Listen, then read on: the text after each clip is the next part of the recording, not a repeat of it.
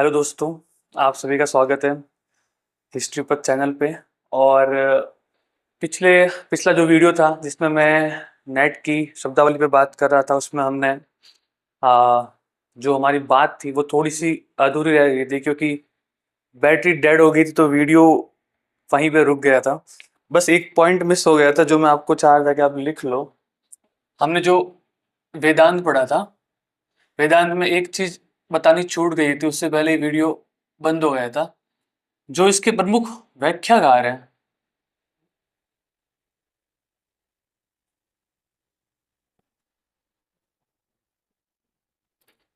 उनका नाम है गौड़पाद।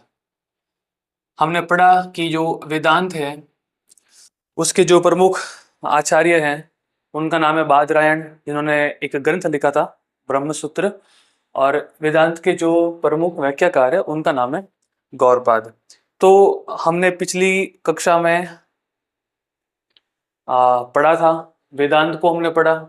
और उसमें हमने जो भारतीय दर्शन है वो दर्शन देखे हमने। उसमें से 6 दर्शन के बारे में हमने संक्षिप्त में पढ़ा, वेदांत के बारे में पढ़ा।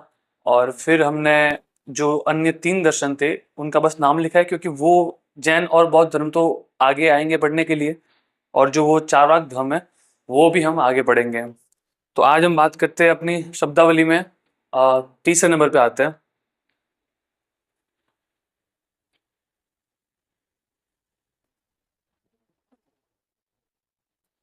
जो तीसरी शब्दावली जो आज हम पढ़ने वाले हैं, जो और नेट में लिखी हुई है, वर्णाश्रम व्यवस्था।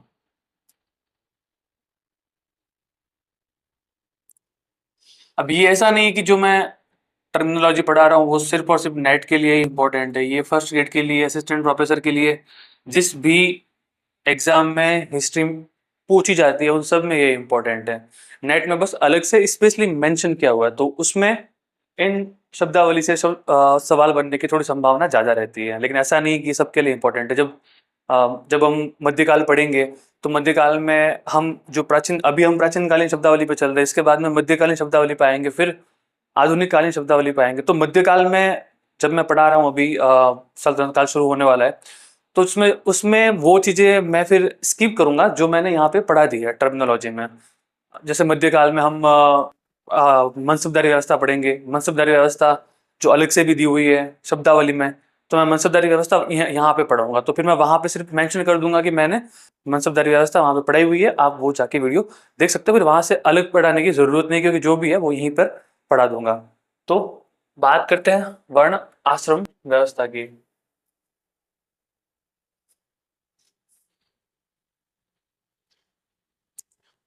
अब देखो, इसमें दो चीजें हैं, एक तो है वर्ण और दूसरा है आश्रम। ये दोनों अलग अलग है और इनको हमें अलग अलग ही पढ़ना पड़ेगा। लेकिन क्योंकि सिलेबस में वर्ण और आश्रम दोनों साथ में लिखा हुआ है, लेकिन इसका मतलब ये नहीं कि ये साथ में दोनों अलग अलग टर्म्स हैं, दोनों अलग अलग कॉन्सेप्ट हैं। अब पहले अपना कॉन्सेप्ट लेते हैं वर्ण, बात करते हैं पहले वर्ण के बारे में।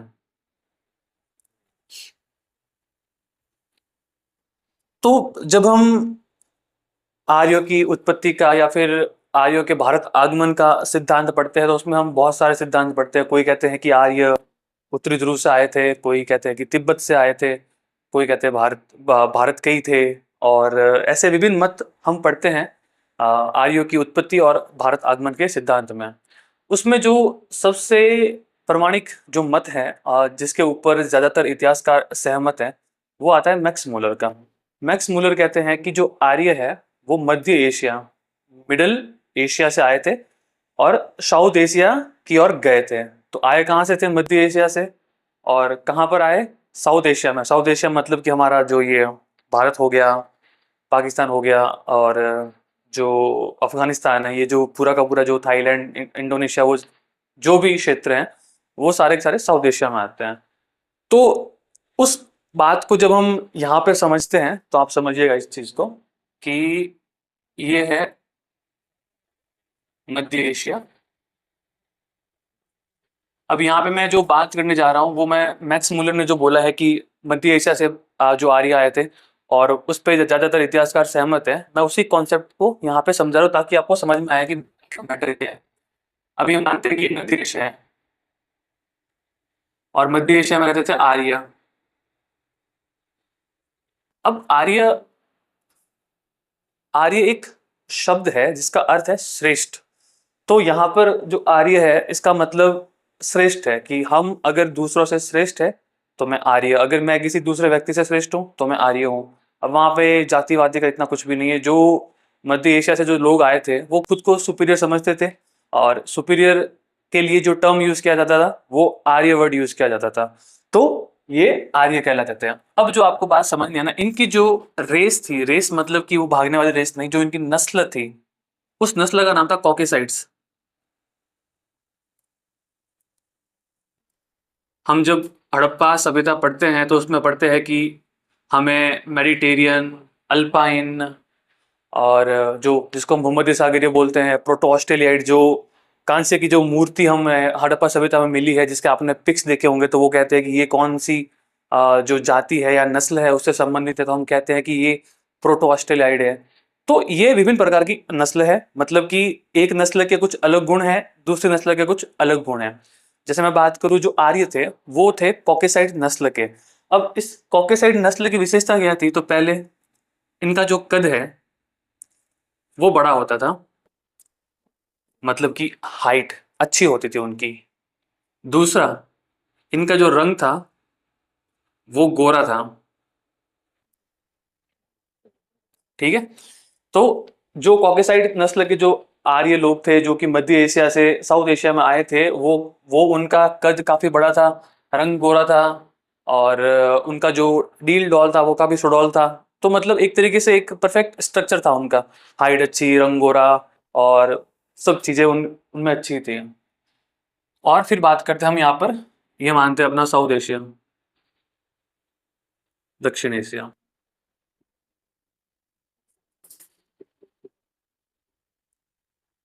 जिसमें भारत, अफगानिस्तान, पाकिस्तान और बहुत सारे इलाके आते हैं। अब जब आर्य भारत में आए तो यहाँ पर ऑलरेडी दो प्रकार के लोग रह रहे थे। पहले जो थे वो थे दास। अब दास वो लोग थे जो कि आर्यों से पूर्व आए थे। मतलब दक्षिण एशिया में उस समय भारत में जो पहले प्रकार के लोग रह रहे थे उनको कहते हैं दास। हम पढ़ते हैं सुदास, परुष्णी, या रावी नदी के जो किनारे युद्ध हुआ था, 10 राज्य युद्ध, उसमें सुदास पढ़ते हैं। तो वो यही है। तो दक्षिण एशिया में उस समय जब आर्यों का आगमन हुआ, उस समय जो पहली दो प्रकार के लोग रह रहे थे उसमें जो पहले प्रकार के लोग थे उनका वो कहलाते थे दास। यानी कि एक तो मूल लोग होते हैं, ये मूल लोग नहीं थे, ये भी बाहर से ही आए थे, लेकिन बस वहां पे रह के बहुत टाइम तक रह रहे थे, उस जो कल्चर था वहां का उसमें पूरा घुल मिल गए थे। तो ये लोग वहां पे जो कहलाते वो दास कहलाते थे। और इसके अलावा एक टाइप के लोग थे दस्यु। अब ये जो दस्यु थे ये कहते हैं कि उत्तर हड़प्पाई लोग थे।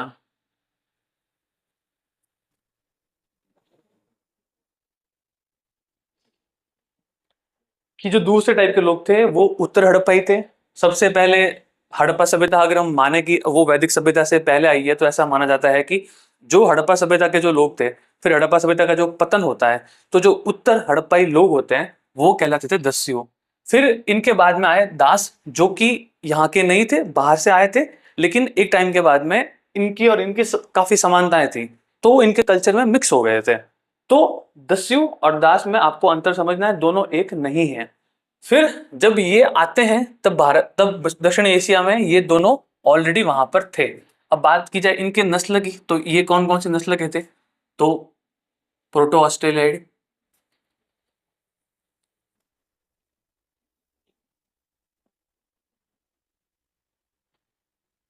मेडिटेरियन,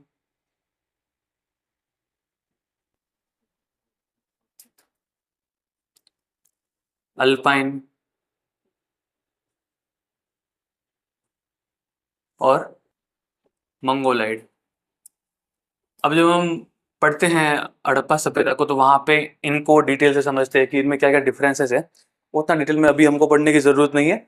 बस आपको ये ध्यान रखना है कि इनकी जो सामान्य विशेषताएं थी, पहली बात तो जो इनकी कद या लंबाई बोल सकते हैं वो थोड़ी सी एज कंपेयर टू आर्य छोटी थी। बात की जाए रंग की, रंग या तो सांवला था या गेहुआ था। और जो यहाँ पर ये मंगोलाइट थे इनका रंग थोड़ा पीला भी था। मंगोलाइट मतलब कि हम देखते हैं ना जो नेपाल या जो चाइना या फिर हमारे जो नॉर्थ ईस्ट में जो लोग हैं उनमें से बहुत से मंगोलाइड नस्ल से है वहां पे।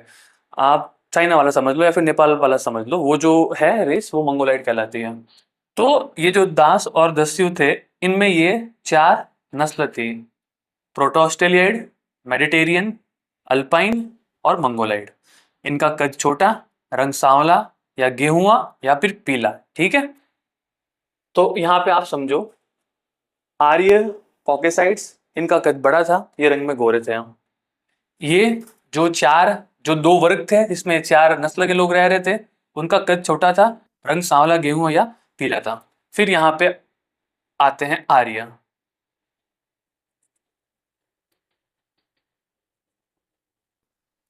आर्य आते हैं, आर्य दास और दस्यु को पराजित करते हैं। आर्यों के पास में घोड़े होते हैं और उनकी जो सैन्य प्रणाली होती है वो थोड़ी सी आधुनिक होती है। और जैसे मैंने बोला कि ये शारीरिक रूप से भी उनसे थोड़े से स्ट्रांग थे और ये खुद को सर्वश्रेष्ठ भी मानते थे। तो जब ये आए तो इन्होंने दास और दस्यु इन दोनों लोगों पर अधिकार कर लिया। इन दोनों लोगों में सॉरी इन दोनों जो ये जो वर्ग थे इन पे इन्होंने अधिकार कर लिया, इनको युद्ध में पराजित किया। ठीक है, पराजित करने के बाद में आर्य दक्षिण एशिया में बस जाते हैं। बसने के बाद में जो आर्य लोग थे उन्होंने आर्यों का विभाजन तीन वर्णों में किया। ठीक है, समझना मेरी बात को आप। ये तीन वर्ण बने यहाँ पे इनके। जो पहला था वो बना ब्राह्मण, जो दूसरा था वो बना क्षत्रिय, और जो तीसरा था वो बना वैश्य। यानी कि आर्यों ने कहा कि हमारे हमारी जो जाति है उसमें जो लोग यज्ञ करेंगे, जो शिक्षा दिलवाएंगे लोगों को, खुद शिक्षा लेंगे और विभिन्न प्रकार के धार्मिक कार्यों का संपादन करेंगे, दान देंगे, दान लेंगे। हम पढ़ते हैं ब्राह्मणों के कर्तव्य कौन से हैं, तो यज्ञ करना, यज्ञ करवाना, दान देना, दान लेना, ऐसे कुछ 5 कर्तव्य बताए गए हैं। तो उन्होंने कहा कि जो ये सब काम करेगा उनको हम बांटते हैं ब्राह्मण श्रेणी में। फिर उन्होंने कहा कि जो लोग क्षत्रिय, अब सीधी सी बात है कि अगर आप लड़ोगे नहीं तो आपके राज्य की सुरक्षा कैसे होगी। तो उन्होंने कहा कि जिन लोगों को लड़ने में इंटरेस्ट है, जो जिनमें वीरत्व का गुण है, उनको हम रखेंगे क्षत्रिय में, जिनका काम बस यही होगा कि आपको राज्य की रक्षा करनी है, उसकी एवज में आपको कर है वो सब है जो कुछ मिलेगा। तो ऐसे लोगों को रखा गया क्षत्रिय में।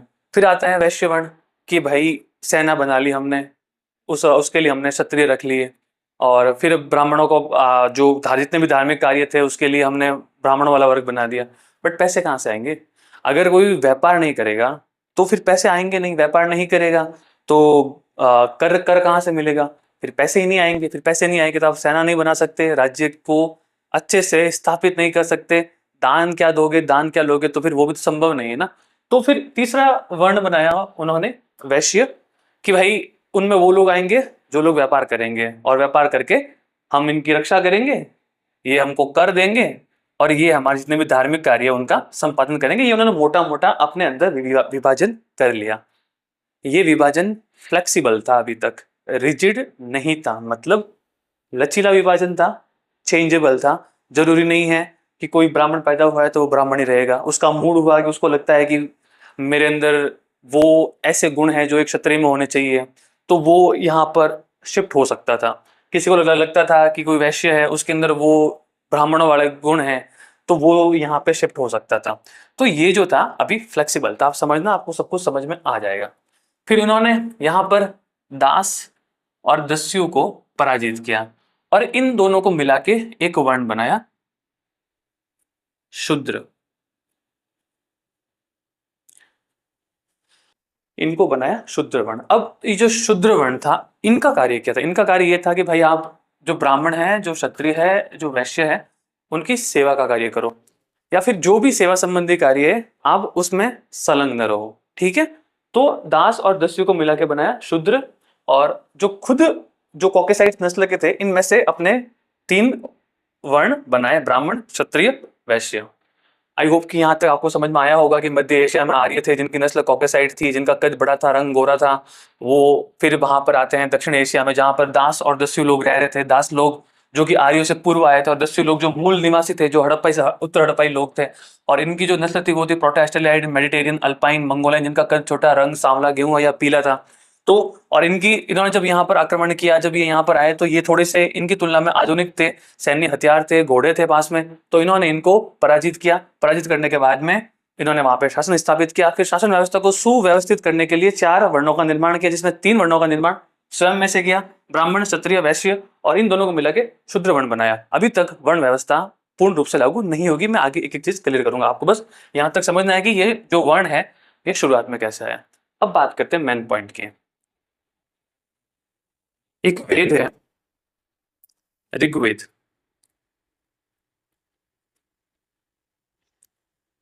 ऋग्वेद का एक मंडल है, 10वां मंडल,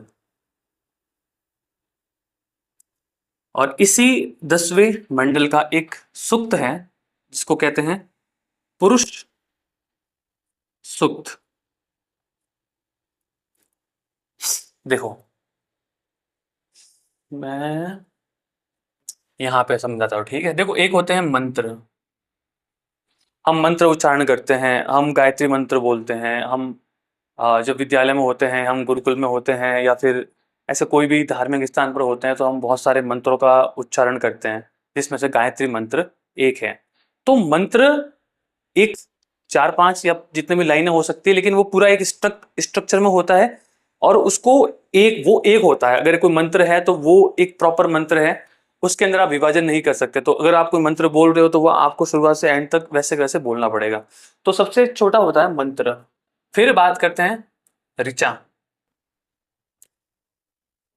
अब जैसे कि एक मंत्र है, कोई एक मंत्र इंद्र को समर्पित है, कोई एक मंत्र अग्नि देवता को समर्पित है, कोई एक मंत्र विष्णु को समर्पित है, शिव को समर्पित है, ब्रह्मा को समर्पित है।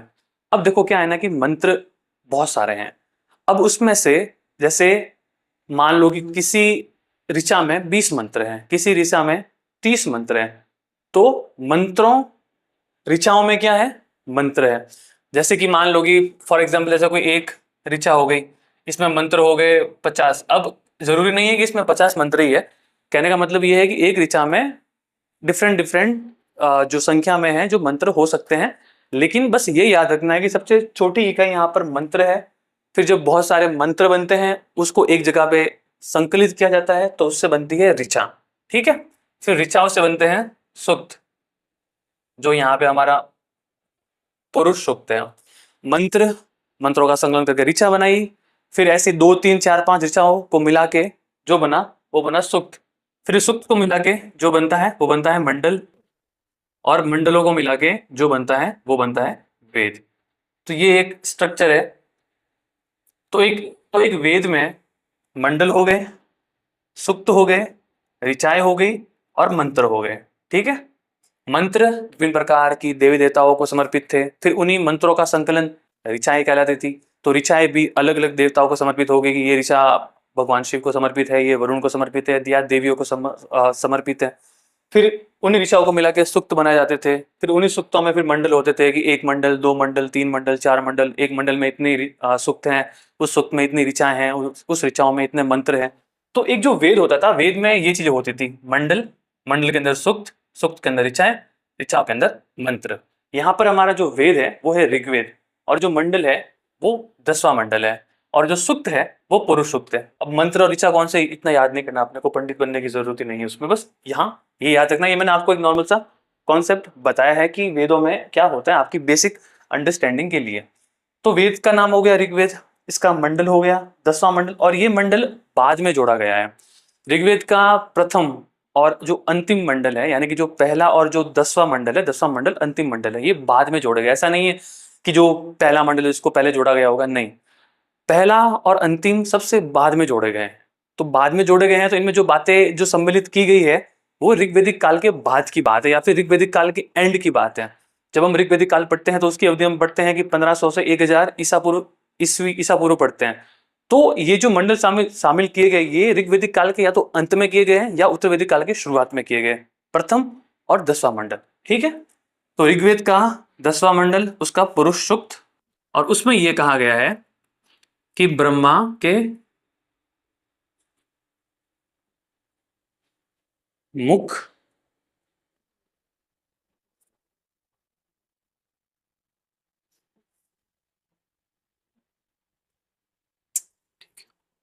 या फिर इसको अलग तरीके से लिखे हैं,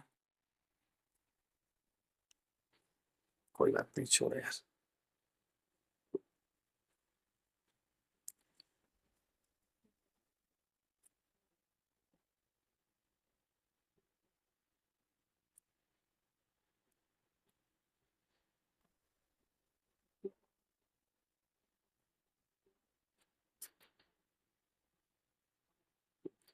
तो ऋग्वेद का जो 10वां मंडल का पुरुष सूक्त है, उसमें यह कहा गया है कि ब्रह्मा के मुख से ब्राह्मणों की उत्पत्ति हुई है, भुजा से क्षत्रियों की उत्पत्ति हुई है, जांग से वैश्यों की उत्पत्ति हुई है, और चरण से शूद्रों की उत्पत्ति हुई है।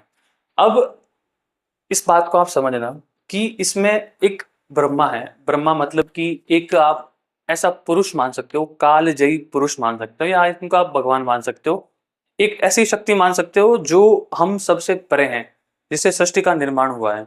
तो कहते हैं कि एक ऐसी परम शक्ति ब्रह्मा से और उस परम शक्ति के विभिन्न शारीरिक अंगों से, अवयवी अंगों से विभिन्न वर्णों की उत्पत्ति हुई है, जिसमें कि मुख से उत्पत्ति मानी जाती है ब्राह्मण की, फिर जो भुजा है, भुजा से मानी जाती है क्षत्रिय की, जो जांग है वहां से मानी जाती है वैश्य वर्ण की, और जो चरण है वहां से मानी जाती है शूद्र वर्ण की। अब यहाँ पर एक चीज ये है कि इसमें ये चारों वर्ण अगर एक साथ मिलके सामंजस्य पूर्ण काम करेंगे, तभी वो जो ब्रह्मा रूपी शरीर है वो अच्छे से काम कर पाएगा। अगर हम बात करें कि यहाँ पे शूद्र वर्ण है, कहते हैं कि शूद्रों की जो उत्पत्ति है वो चरणों से हुई, अगर आप चरणों को काट दोगे तो चल नहीं पाओगे, भुजाओं को काट दोगे तो फिर आप किसी से लड़ नहीं पाओगे, जांग को काट दोगे तो फिर सीधी सीधी से जब आप यहीं से कट जाएगा तो फिर क्या ही करोगे, कहाँ ही क्या ही चाहोगे कहाँ पर। और मुख, बोल ही नहीं पाओगे तो किसी को क्या समझाओगे, और जब समझा नहीं पाओगे तो सामने वाला समझेगा भी नहीं। तो कहने का मेरा मतलब यह है कि यहाँ पर एक संपूर्ण शरीर की कल्पना की गई है, और आपको अच्छे से पता है कि अगर शरीर का कोई भी हिस्सा क्षतिग्रस्त हो जाता है तो वो शरीर अच्छे से काम नहीं कर पाएगा। यहाँ पे इसका मतलब ये नहीं है कि अगर किसी की उत्पत्ति चरणों से हुई तो उसको निम्न माना जाए, यार यार तुम तो चरणों से, ऐसा मत सोचना। यहाँ पर सबकी उत्पत्ति एक परम ब्रह्म से मानी गई है, और उस परम ब्रह्म के विभिन्न अंगों से उत्पत्ति मानी गई है, और कहा गया है कि एक सही समाज के लिए इन चारों वर्णों का एक रहकर अच्छे से कार्य करना जरूरी है। अगर कोई भी एक वर्ण अपने कर्तव्य से विमुख हो जाता है तो वो समाज अच्छे से काम नहीं कर पाएगा। तो ये इस बात को समझना, ब्रह्मा के मुख से ब्राह्मण, क्षत्रिय, वैश्य, शूद्र। ये आगे आप लिख लेना कि ब्रह्मा के मुख से ब्राह्मण वर्ण की उत्पत्ति, जो भी है ये आप ऐसे कैसे नीचे लिख लेना, ठीक है। तो अगर सवाल आता है कि पहली बार वर्ण व्यवस्था का उल्लेख हमें कहाँ पर मिलता है, तो हमें मिलता है, अगर वेद पूछा जाए तो ऋग्वेद, अगर मंडल पूछा जाए तो ऋग्वेद का 10वां मंडल, अगर सूक्त पूछा जाए तो पुरुष सूक्त में। और कहाँ से हुई है, तो ब्रह्मा के विभिन्न शारीरिक अंगों से। और वो अंग कौन कौन से, तो मुख हो गए, भुजा हो गए, जांग हो गई, चरण हो गए, और किस वर्ण से किसकी उत्पत्ति हुई है ये आपके सामने लिखा हुआ है, ठीक है। तो हमने पहले ये समझा कि कैसे आर्य आए, उनकी रेस क्या थी, जहाँ पे गए वहां पे कौन से दो प्रकार के लोग रह रहे थे, उनकी रेस कौन सी थी, उनका शारीरिक बनावट वगैरह सब कैसा था। फिर जब अधिकार हो गया तो आर्यों ने इन ये अपने में से 3 वर्णों का निर्माण किया, फिर दास और दस्यु को मिला के शूद्र वर्ण बनाया। और बाद में जब ऋग्वेद लिखे गए, ऋग्वेद के जो 10वां मंडल था उसमें फिर पुरुष सूक्त में ये कहा गया कि ये जो चारों वर्ण जो हमने बनाए हैं, इन चारों वर्णों की जो उत्पत्ति हुई है वो ब्रह्मा के विभिन्न अंगों से हुई है, जिनमें मुख से इनकी, भुजा से, जांग से, चरण से, जो आपके सामने लिखे हुए हैं, ठीक है। अभी कुछ चीजें हैं। ऋग्वेदिक काल जो कि 500 साल की अवधि का माना जाता है, फ्रॉम 1500 BC टू 1000 BC तक। इन 500 वर्षों में जो वर्ण व्यवस्था थी वो वर्ण व्यवस्था कर्म पर आधारित थी, जन्म पर आधारित नहीं थी। कैसे में देखो, एक तो पहली बात है कि ये जो शूद्र वर्ड भी है ना, ये सिर्फ इसका उल्लेख ऋग्वेद में सिर्फ एक बार हुआ है।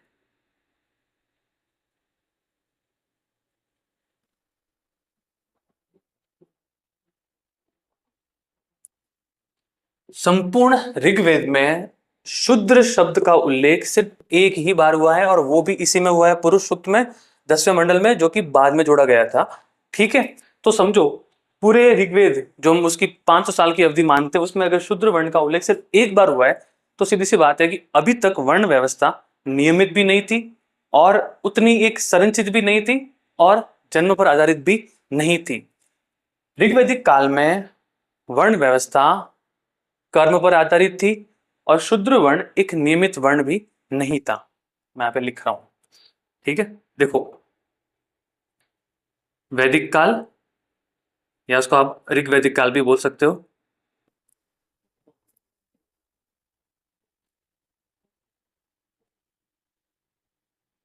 वर्ण व्यवस्था जन्म कर्म पर आधारित थी, जन्म पर नहीं।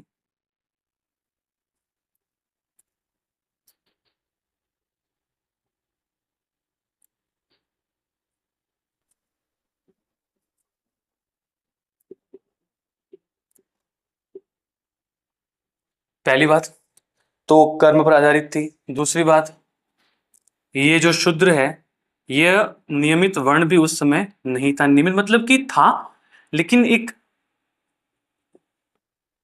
एक ऑर्गेनाइज्ड वर्ण नहीं था ये। कि ठीक है, माना गया था कि एक शूद्र वर्ण है, वो दूसरों की सेवा करेंगे, लेकिन अभी तक ऐसा नहीं है कि कोई इसको बहुत ज्यादा ऐसे कठोर बना दिया होगा, तुम शुद्र हो तो तुम अब शुद्र ही रहोगे, या फिर हम ब्राह्मण है तो हम ब्राह्मण ही रहेंगे, हम क्षत्रिय तो हम क्षत्रिय रहेंगे। ना तो ये अभी तक कर्म पे आधारित हुई थी वर्ण व्यवस्था, और ना ही इतना कोई शुद्र एक नियमित वर्ण भी बना था, क्योंकि संपूर्ण ऋग्वेद में इसका एक ही बार उल्लेख मिलता है जो हमने पढ़ लिया।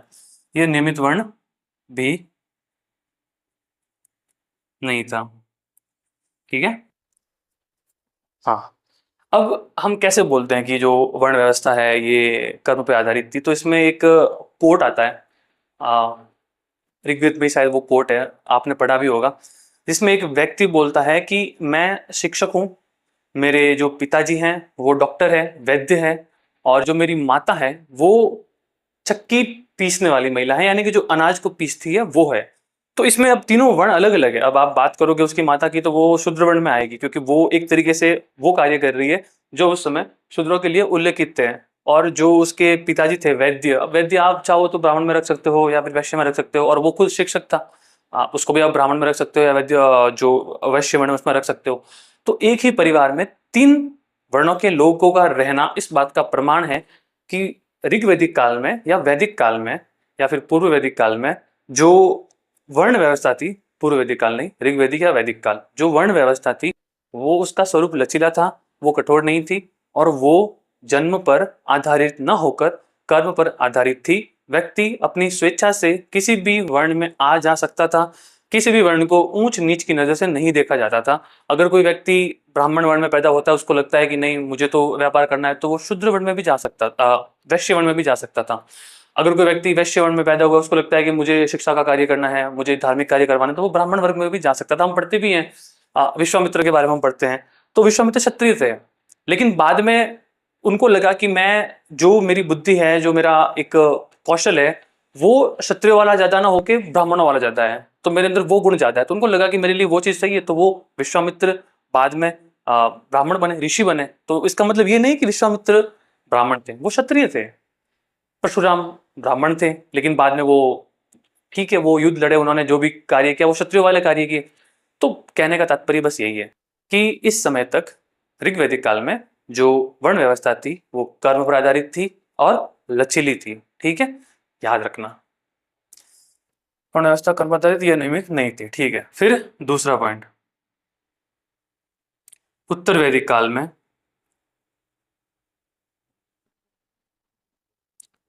उत्तर वैदिक काल, अब उत्तर वैदिक काल तक आते आते ये हो गई थी जन्म पर आधारित।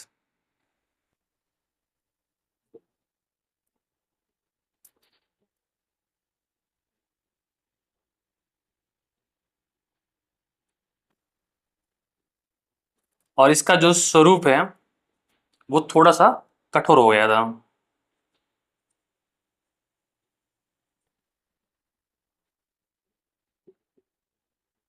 ठीक है। ऋग वैदिक काल तक यानी कि 400-500 साल तक जिसका जो मूड हुआ वो उसी वर्ण में घुस गया, ऐसा कोई रेस्ट्रिक्शंस नहीं थे। लेकिन धीरे धीरे धीरे धीरे धीरे धीरे जब उत्तर वैदिक काल आता है तो फिर कि जो अब ब्राह्मण बन गया, जो ब्राह्मण है वो ब्राह्मण ही रहेगा, जो वैश्य है वो वैश्य ही रहेगा, जो क्षत्रिय है वो क्षत्रिय रहेगा, जो शूद्र है वो शूद्र ही रहेगा। अब आप अपना वर्ण बदल नहीं सकते। मतलब ये है कि अगर आप क्षत्रिय हो तो आप शूद्र वाले काम नहीं कर सकते, आप वैश्य वाले काम नहीं कर सकते, आप ब्राह्मण वाले काम नहीं कर सकते। अगर आप ब्राह्मण हो तो आप जो तीन वर्ण है उसके काम नहीं कर सकते। वैश्य हो तो आप क्षत्रिय वाले काम नहीं कर सकते, आप ब्राह्मण वाले काम नहीं कर सकते, आप वैश्य शूद्र वाले काम नहीं कर सकते, और शूद्र वाले तो इन तीनों के काम कर नहीं सकते। तो इस तरीके से उत्तर वैदिक काल तक आते आते जो वर्ण व्यवस्था कर्म पर आधारित थी, अब ये जन्म पर आधारित हो चुकी थी। जिस व्यक्ति का जन्म जिस वर्ण में हुआ उसको उसी वर्ण का मान लिया गया। तो यहाँ पर स्वरूप इनका लचीला था, लचीला स्वरूप था, यहाँ पे कठोर हो गया था। समझ में आई बातें? कहाँ से कौन आया, क्या था, फिर उत्पत्ति का सिद्धांत सबसे पहले कहाँ पे मिलता है, वैदिक काल ऋग्वैदिक काल में क्या था, फिर उत्तर वैदिक काल में आते आते क्या हो गया, उसके बाद में आता है वैदिकोत्तर काल।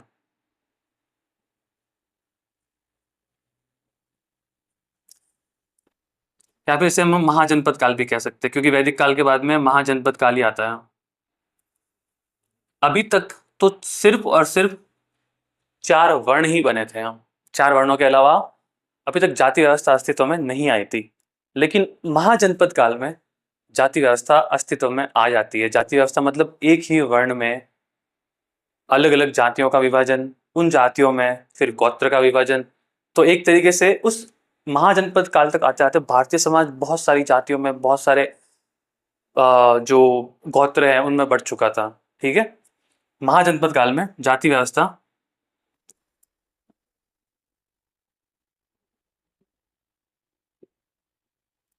अस्तित्व में आती है। अब इसके कारण क्या थे, कैसे बनी आखिर जातियां? महाजनपद काल में अगर जाति व्यवस्था अस्तित्व में आई तो उसके कुछ तो रीजंस रहे होंगे। तो उनके रीजंस क्या क्या थे, तो वो हमको रीजंस देखने जरूरी है, वरना कॉन्सेप्ट क्लियर नहीं होगा। रटने का कोई सेंस नहीं है हिस्ट्री में। जो चीज रटने वाली है वो रटनी है, लेकिन जो रटने वाली नहीं है वो अच्छे से समझनी है। तो बात की जाए पहला कारण। अब इस समय दो प्रकार के विवाह होते थे। ठीक है। महाजनपद काल तक आते आते एक होता था सवर्ण विवाह,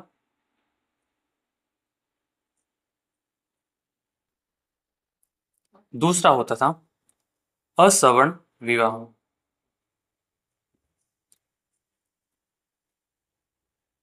मतलब नाम से ही स्पष्ट है, सवर्ण विवाह यानी कि जब एक ही वर्ण के लोग अपने ही वर्ण में विवाह करते थे तो उसको कहते थे सवर्ण विवाह। जैसे कि कोई ब्राह्मण लड़का है या ब्राह्मण लड़की है, तो वो अपने ही जो वर्ण है उसमें शादी हो रही, अगर एक ब्राह्मण लड़के की शादी एक ब्राह्मण लड़की से हो रही है तो वो सवर्ण विवाह है। अगर एक क्षत्रिय पुरुष की जो शादी है वो क्षत्रिय महिला से हो रही तो वो सवर्ण विवाह है। वैसे ही वैश्य व्यक्ति की वैश्य लड़की से, शूद्र व्यक्ति की शूद्र लड़की से एक ही वर्ण में शादी करना सवर्ण विवाह कहलाता है। फिर आता है असवर्ण विवाह। असवर्ण विवाह में सीधी सी बात है भिन्न भिन्न वर्णों में शादियां होना। जैसे कि अगर कोई ब्राह्मण वर्ग का लड़का वैश्य वर्ग की लड़की से शादी करता है, क्षत्रिय वर्ग की लड़की ब्राह्मण वर्ग के लड़के से शादी करती है, मतलब कि अलग अलग वर्णों के लड़का लड़की का होना, लड़का अलग वर्ण का है लड़की अलग वर्ण की है, और उन दोनों की शादी होना, तो वो कहलाता है असवर्ण विवाह। तो महाजनपद काल तक आते आते ये दोनों प्रकार के विवाह अस्तित्व में आ गए थे। अब बात करते हैं सवर्ण विवाह। तो इसमें दो तरह के विवाह होते थे। पहला जो विवाह होता था अंतरजातीय,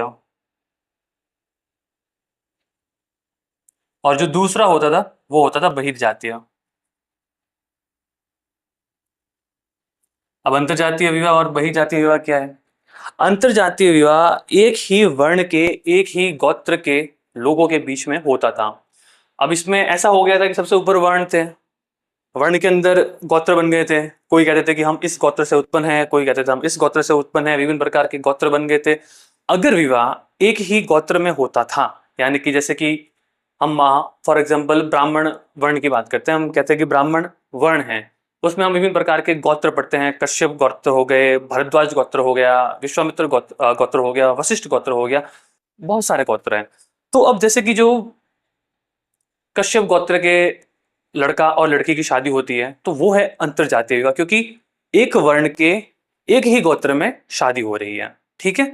और अगर दूसरे गोत्र में शादी होती है, मतलब वर्ण एक ही है, यहाँ पे वर्ण नहीं बदल रहा है, वर्ण एक ही है, जो पुरुष है जो स्त्री है वो एक ही वर्ण की है अभी तक, लेकिन बस फर्क ये है कि एक में गोत्र सेम है, एक में गोत्र अलग है। जहां पे समान गोत्र के लोगों का विवाह हो रहा है उसको कहते हैं अंतरजातीय, जहां पर अलग अलग गोत्र के लोगों का विवाह हो रहा है उसको कहते हैं बहिर्जातीय, लेकिन हो एक ही वर्ण में रहा है। ब्राह्मण, क्षत्रिय, वैश्य, शूद्र, इन चारों के अंदर बहुत सारे गोत्र बन गए। उन गोत्रों में अगर समान गोत्रों के जो पुरुष और स्त्री शादी करते हैं तो वो अंतरजातीय विवाह हो गया। अगर अलग अलग जो गोत्र है एक ही वर्ण में अलग अलग गोत्र के लोगों के बीच में जब शादी होती है तो उसको हम कहते हैं बहिर्जातीय विवाह। मैं बस शॉर्ट में लिख रहा हूं, समान गोत्र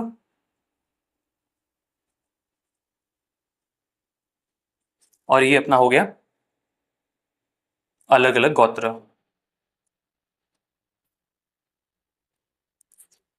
ठीक है। अब ये तो हो गया सवर्ण विवाह, यानी कि एक ही वर्ण में दो प्रकार के विवाह होते थे। समान गोत्र हुआ तो अंतरजातीय विवाह, अलग अलग गोत्र हुए तो बहिर्जातीय विवाह, लेकिन ये एक ही वर्ण में हो रहे थे, वर्ण चेंज नहीं हुए थे। लेकिन असवर्ण विवाह में जब वर्ण चेंज हो गए, यानी कि एक क्षत्रिय महिला या फिर ब्राह्मण पुरुष, एक ब्राह्मण महिला या क्षत्रिय पुरुष, या वैश्य पुरुष क्षत्रिय महिला, अगर अलग अलग वर्ण के लोग आपस में शादी करते थे तो उसको कहते थे असवर्ण विवाह। और इसकी दो प्रकार उस समय प्रचलित थे, जिसमें पहला हो गया अनुलोम, ये अनुलोम विलोम वो बाबा रामदेव वाला नहीं है, ठीक है, विवाह की बात चल रही है यहाँ पे। और दूसरा हो गया प्रतिलोम, अनुलोम विवाह। अभी मैं यहाँ पे इनको सिर्फ बता के छोड़ रहा हूँ, मैं इनको डिटेल में नहीं जा रहा हूँ, क्योंकि डिटेल में जाऊंगा तो फिर इनके ऊपर ही 1 घंटे क्लास बन जाएगी। मैं बस बता रहा हूँ कि जाति व्यवस्था कैसे अस्तित्व में आई। अनुलोम विवाह, प्रतिलोम विवाह। अनुलोम विवाह क्या हुआ? अनुलोम मतलब कि इसमें जो पुरुष होगा, जो लड़का होगा, वो होगा उच्च कुल का। अब उच्च कुल मतलब क्षत्रिय के लिए उच्च कुल ब्राह्मण, ब्राह्मण सबसे उच्च कुल, उनके ऊपर तो कुछ था नहीं उस समय। और जो वैश्य वर्ण है उनके लिए उच्च कुल क्षत्रिय, जो शूद्र वर्ण है उनके लिए उच्च कुल वैश्य, क्षत्रिय और ब्राह्मण, ठीक है। तो अगर लड़का है उच्च कुल का और लड़की है निम्न कुल की, मतलब अपने से निम्न की, ठीक है। फॉर एग्जाम्पल अगर लड़का क्षत्रिय है और लड़की वैश्य वर्ण की है, अब वैश्य वर्ण क्षत्रिय वर्ण से तो निम्न ही है ना, संरचना में तीसरे नंबर पे आता है, तो ऐसे विवाह को कहा गया अनुलोम विवाह, ठीक है। अब इसका उल्टा कर लेंगे हम प्रतिलोम में, तो लड़की हो जाएगी उच्च कुल की और लड़का हो जाएगा निम्न कुल का। मतलब लड़की मान लेते हैं कि हाँ वैश्य वर्ण की है और जो लड़का है वह शूद्र वर्ण का है, ठीक है, फॉर एग्जाम्पल। तो अब जो वैश्य वर्ण है वो जो वर्ण व्यवस्था में शूद्र वर्ण से ऊपर आता है, तो उच्च कुल है शूद्र वर्ण की तुलना में, तो उच्च कुल की लड़की हो और निम्न वर्ग का लड़का हो। तो जब ये सिस्टम हो लड़का उच्च कुल का लड़की निम्न कुल की तो अनुलोम विवाह, और जब ये सिस्टम हो कि लड़की उच्च कुल की और लड़का निम्न कुल का तो उसको कहते थे प्रतिलोम विवाह। अब यहाँ पर क्या था, अनुलोम विवाह को मान्यता प्राप्त थी कि भाई देखो दूसरे वर्ण में विवाह तो करना नहीं चाहिए, बट आप कर लेते हो तो फिर अनुलोम विवाह करना। लेकिन जो प्रतिलोम विवाह था ये प्रतिबंधित था, मतलब कि उच्च कुल का लड़का निम्न कुल की लड़की के साथ में शादी कर सकता था, निम्न वर्ण की लड़की के साथ में उच्च वर्ण का लड़का शादी कर सकता था, वो फिर भी उस समय स्वीकार्य था। लेकिन अगर लड़की उच्च कुल की होती है हायरार्की में और लड़का निम्न कुल का होता है और उन दोनों का अगर विवाह हो गया तो उस प्रकार के विवाह को कहते थे प्रतिलोम विवाह। और इस प्रकार के विवाह को उस समय निषेध माना गया था कि इस प्रकार का विवाह समाज से कभी मान्यता प्राप्त नहीं करेगा। तो ये बात भी आपको ध्यान रखनी है, यह विवाह मान्य नहीं और यह उस समय स्वीकार्य था या मान्य था, आप जो भी बोलो, स्वीकार्य या मान्य। ठीक है, तो फिर ये मैं यहाँ पे लिख रहा हूँ, ठीक है, एक चीज है, ये यहीं पे आ जा भाई। हाँ, तो यहाँ पर आपको एक बात समझनी है कि जब प्रतिलोम विवाह है जो कि प्रतिबंधित था, आप नाम से ही आपको समझ में आना चाहिए अनुलोम, भाई ठीक है। अब प्रति आ गया, जब प्रति उपसर्ग लगता है तो वो चीज थोड़ी सी उल्टी हो जाती है। तो प्रतिलोम विवाह को मान्यता प्राप्त नहीं थी, लेकिन अनुलोम विवाह को मान्यता प्राप्त थी।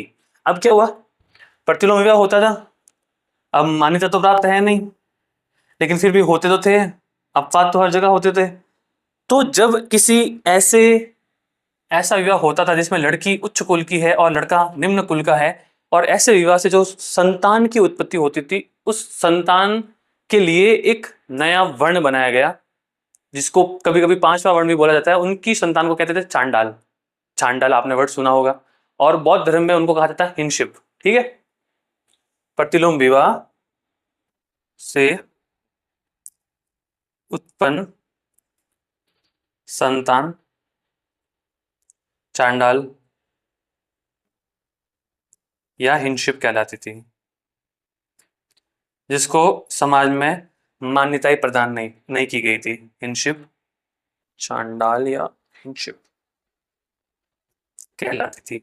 अभी इन्होंने सोचा है कि भाई इसको किस वर्ण में रखें, ब्राह्मण क्षत्रिय वैश्य शुद्ध, इनका स्ट्रक्चर तो फिक्स है, और ये तो फिर इन्होंने इनसे भी नीचे मान लिए कि ये तो चारों वर्णों से भी निम्नतर स्थिति वाला स्थिति है, तो फिर इनको तो चार वर्ण में रख ही नहीं सकते। तो इनके लिए एक अलग ही वर्ण बनाया गया, इनको नाम दिया गया ये पांचवें वर्ण के लोग हैं। तो इनके लिए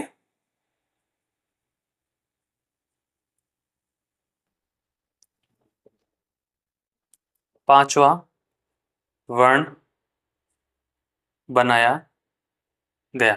अब क्या है ना कि ये जो प्रतिलोम विवाह थे ये बहुत ही कम होते थे, क्योंकि उस समय प्रतिबंधित थे, होते थे तो उनको समाज से मान्यता प्राप्त नहीं होती थी। उनकी संतानों को चांडाल बोला गया, हिनशिप बोला गया, उनको समाज से बाहर रखा जाता था, उनको विभिन्न प्रकार के निम्न कार्य करवाए जाते थे। तो सीधी सी बात है, जब ऐसी स्थिति होगी तो कोई बहुत ही कम होंगे, तो बहुत ही कम होते थे। तो ये पांचवा वर्ण इतना ज्यादा फ्रीक्वेंट नहीं था, मतलब इतना ज्यादा उस समय प्रचलन में नहीं था। लेकिन फिर भी जितने भी होते थे, अनुलोम विवाह, प्रतिलोम विवाह, और प्रतिलोम विवाह से जो भी संतान की उत्पत्ति होती थी उसको रखा इसी पांचवें वर्ण में जाता था, क्योंकि संख्या में कम थे तो इतने प्रचलित नहीं थे। तो आपको ये कॉन्सेप्ट भी याद रखना। अब क्या हुआ, सवर्ण विवाह हुए, अंतरजातीय विवाह हुए समान गोत्र में, बहिर्जातीय हुए अलग अलग गोत्र में। अब क्या हुआ, अनुलोम विवाह हुए, अनुलोम विवाह में लड़का उच्च कुल का लड़की उच्च कुल की। प्रतिलोम विवाह हुए जिसमें लड़की उच्च कुल की लड़का निम्न कुल का। तो ऐसे हो गए ना, तो इनका फिर नए नए अलग अलग जातियां बन गई। जैसे कि ये भी चांडाल हो गया तो इसको एक अलग जाति बोल दिया, वर्ण बोल दिया। हिनशिप हो गया, इससे एक अलग वर्ण बन गया। अब ऐसे ही प्रतिलोम विवाह अनुलोम विवाह से क्या बोलते हैं उसको, वर्ण संकर व्यवस्था उत्पन्न होती है। यानी कि डिफरेंट डिफरेंट काइंड ऑफ वर्ण के लोगों के आपस में संबंध होते हैं, उनसे संतान उत्पन्न होती है। अब उस संतान को आप एक जाति का रूप देते हो कि अब ये जाति अलग है, ये जाति अलग है। अगर यहाँ से उत्पन्न हो जाता है प्रतिलोम विवाह से, तो ये चांडाल जाति का होगा, ये हिनशिप जाति का होगा, या जो भी जाति का होगा। फिर अनुलोम विवाह से कोई होगा तो इनका भी अलग अलग नामकरण कर दिया गया कि इसमें ये जाति आपकी है, ये जाति आपकी, ये जाति आपकी है। तो विभिन्न प्रकार के विवाहों के कारण, जिसमें हम अंतरजातीय पढ़ते हैं, बहिर्जातीय पढ़ते हैं, अनुलोम पढ़ते हैं, प्रतिलोम पढ़ते हैं, ये सब जब विवाह होने लगे, जब रेसेस जो नस्ल थी वो मिक्स होने लगी, जब वर्ण मिक्स होने लगे, तो अलग प्रकार के जो एक अलग वर्ग था वो उत्पन्न हुआ, जिनको हम जाति कहते थे कि उसके बाद में ये जाति है। हम पढ़ते भी है, हमारा धर्म है हिंदू धर्म, हिंदू धर्म में चार वर्ण। हम अब चलो उतना कास्ट सिस्टम नहीं, लेकिन अभी भी रूरल एरिया में बहुत ज्यादा कास्ट सिस्टम है। तो उसमें हम पढ़ते हैं कि एक ब्राह्मण वर्ण में ये अलग जाति है, फिर उस जाति में ये अलग गोत्र है, फिर उस गोत्र में और भी बहुत कुल परिवार, बहुत सारी चीजें हैं। ठीक है, तो फिर उससे अलग अलग जातियां बनती जाती है। तो पहला कारण तो ये हो गया कि जाति व्यवस्था अस्तित्व में आई। ठीक है, इसका कारण ये हो गया हमारा पहला कारण। दूसरा कारण लिखने के लिए जगह नहीं है, वापस मिटाना पड़ेगा। कहाँ गया डस्ट? आप देखो, मैं डस्टर लेके आता हूँ।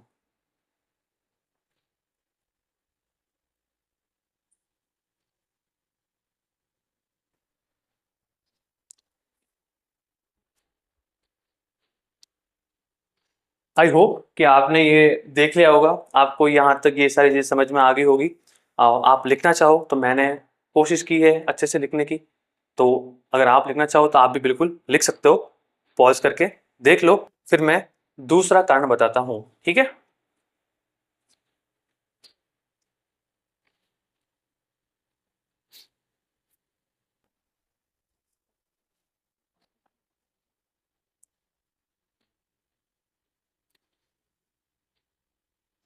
तो हम पढ़ रहे हैं वर्ण व्यवस्था। वर्ण व्यवस्था में हमने देखा कि कैसे आर्य भारत में आते हैं, वो कौन सी नस्ल के थे। फिर उस नस्ल के जो दूसरे जो अनार्य थे जिनको वो बोलते थे, उसमें दास और दस्यु आते थे, वो कौन कौन से नस्ल नस्ल के थे। उसमें से फिर उन्होंने चार वर्ण कैसे बनाए, चार वर्णों का पहले और उल्लेख कहाँ पर हुआ है, किस सूक्त में हुआ है, किस मंडल में हुआ है, और क्या उसमें कहा गया है, हमने वो पढ़ा। फिर उसके बाद हमने ये पढ़ा कि जो वैदिक काल था, यानी कि जो ऋग्वैदिक काल था, वहां पर वो कर्म पर आधारित थी, लचीली थी। फिर उत्तर वैदिक काल आया, वो जन्म पे आधारित हो गई, कठोर हो गई। और उसके बाद में महाजनपद काल में तो वर्ण व्यवस्था तो कठोर हुई ही हुई, फिर बहुत ज्यादा जातियां अस्तित्व में आ गई। और उन जातियों के अस्तित्व में आने का हमने पहला कारण पढ़ा, विवाह, सवर्ण विवाह, असवर्ण विवाह, अंतरजातीय, बहिर्जातीय और अनुलोम और प्रतिलोम। इनका मिक्सअप हुआ, उनसे फिर नई नई जातियां बन गई, और जातियां बनी तो धीरे धीरे करके एक ही वर्ण में अलग अलग प्रकार की जातियां अस्तित्व में आती गई। अब बढ़ते हैं हम दूसरा रीजन, जाति व्यवस्था का।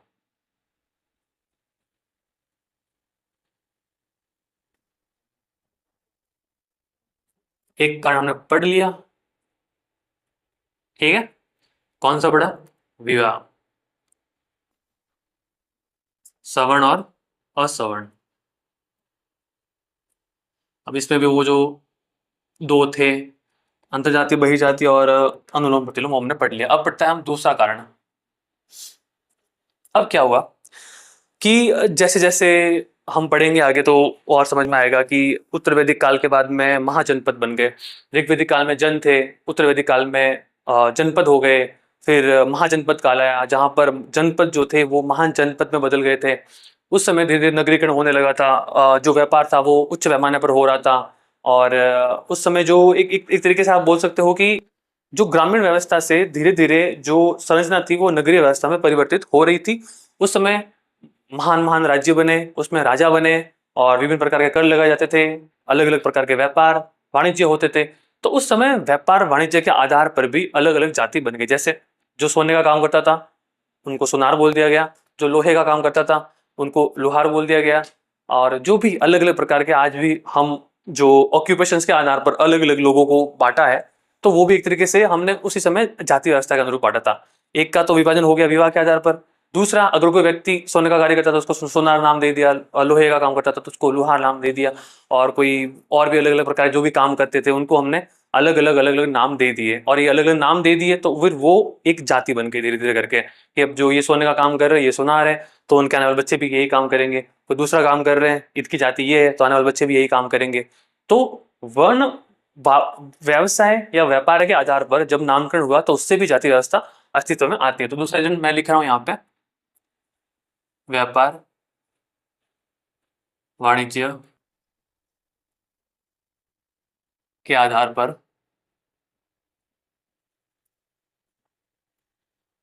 जाति निर्माण।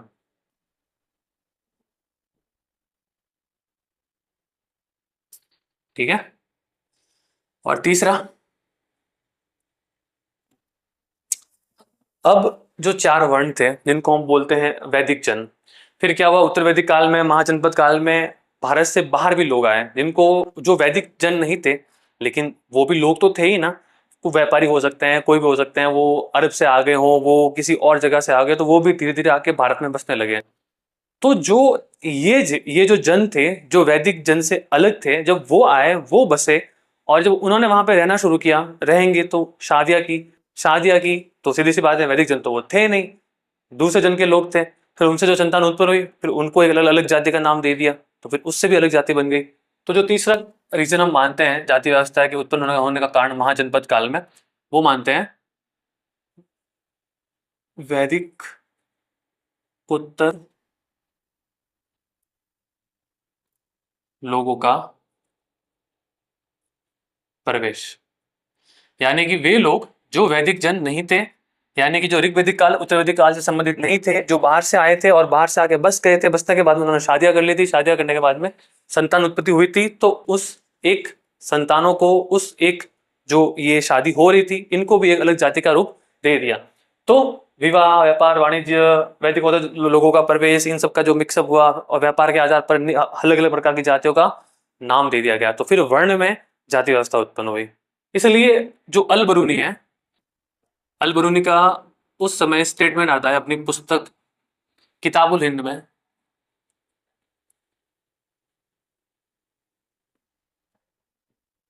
और अल बरूनी कहता है कि भारत में, हिंदुस्तान में या भारत में, आप जो भी बोलो, भारत में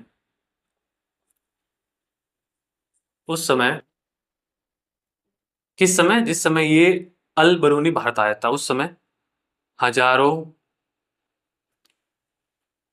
जातियां अस्तित्व में थी। और ये जाति व्यवस्था वर्ण व्यवस्था के अंदर ही है, ठीक है। ऐसा मत समझना कि मैंने कुछ यहाँ पे एक्स्ट्रा लिख दिया, पढ़ा दिया है। आप जब वर्ण व्यवस्था पढ़ते हो तो आपको जाति व्यवस्था भी साथ में पढ़नी पड़ती है। और जब हम आगे अलग अलग प्रकार के विवाह पढ़ेंगे, अनुलोम प्रतिलोम, तो आपके माइंड में ऑलरेडी सेट होगा पहले से ही कि अच्छा ये चीजें हमने पहले एक बार सुनी है, तो आपको कुछ नया नहीं लगेगा। तो ये साथ में पढ़नी जरूरी है। तो इसका प्रमाण हमें कहाँ से मिलता है? अल बरूनी से, जो कहता है कि भारत में उस समय हजारों जातियां अस्तित्व में थी जब ये भाई साहब भारत में पधारे थे, इनका आगमन हुआ था। तो हमने वर्ण व्यवस्था पढ़ी, उत्पत्ति कहाँ से हुई, कैसे हुई, क्या कारण रहे, सब चीजें हमने क्लियर कर ली है। ऋग वैदिक काल में क्या स्थिति थी, उत्तर वैदिक काल में क्या स्थिति हो गई, फिर महाजनपद काल में जो वर्ण व्यवस्था थी उसके अंदर कैसे अलग अलग प्रकार की जातियां बनती, जिसके निम्न कारण क्या कहते हैं वो हमने यहाँ पे लिखे, और फिर अल बरूनी क्या कहता है वो हमने लिख लिया। वर्ण व्यवस्था तो हो गई हमारी कंप्लीट। अब बात करते हैं वर्ण और आश्रम, यानी कि अब जो हम बात करेंगे वो करेंगे आश्रम के बारे में।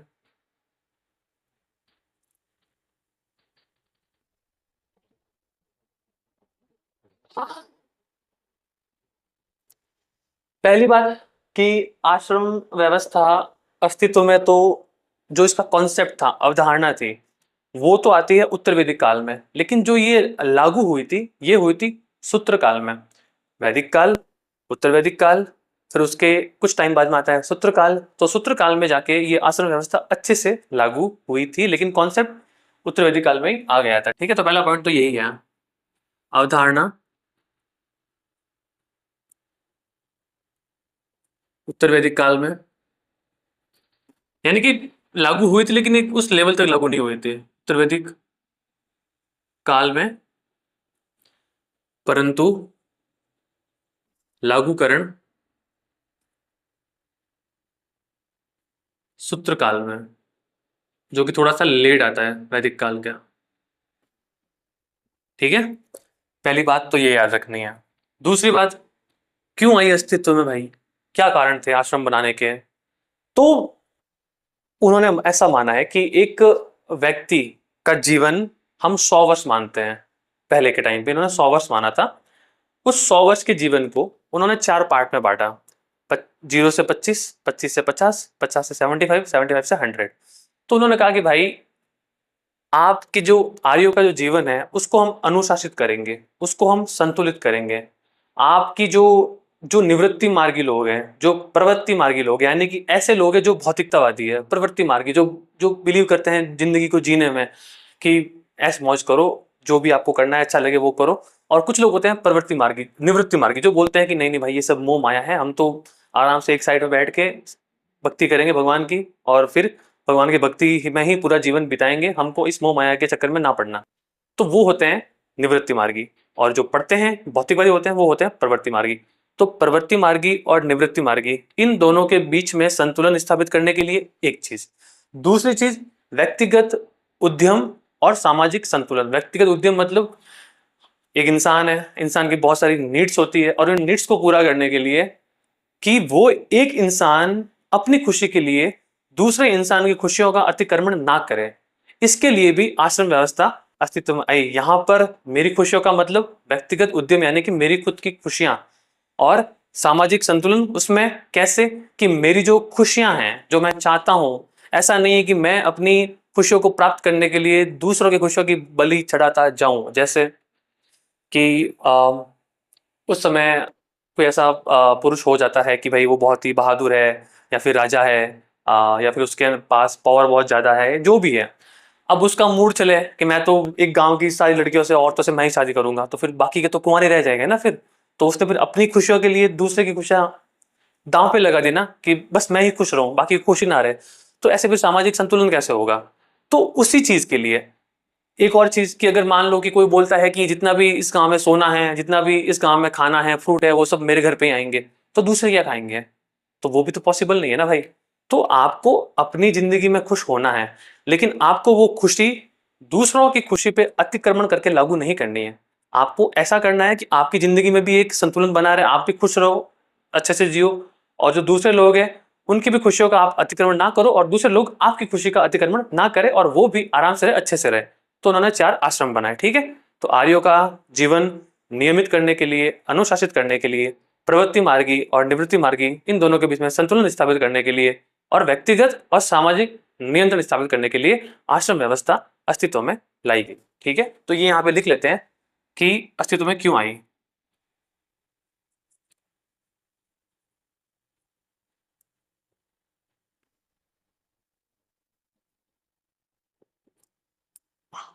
पहला,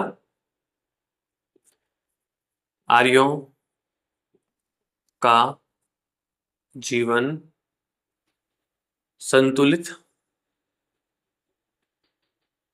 एवं अनुशासित करने के लिए,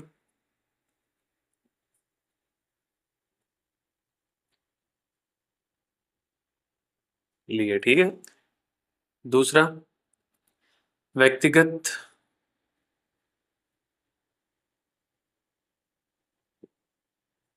व सामाजिक समन्वय बनाए रखने के लिए,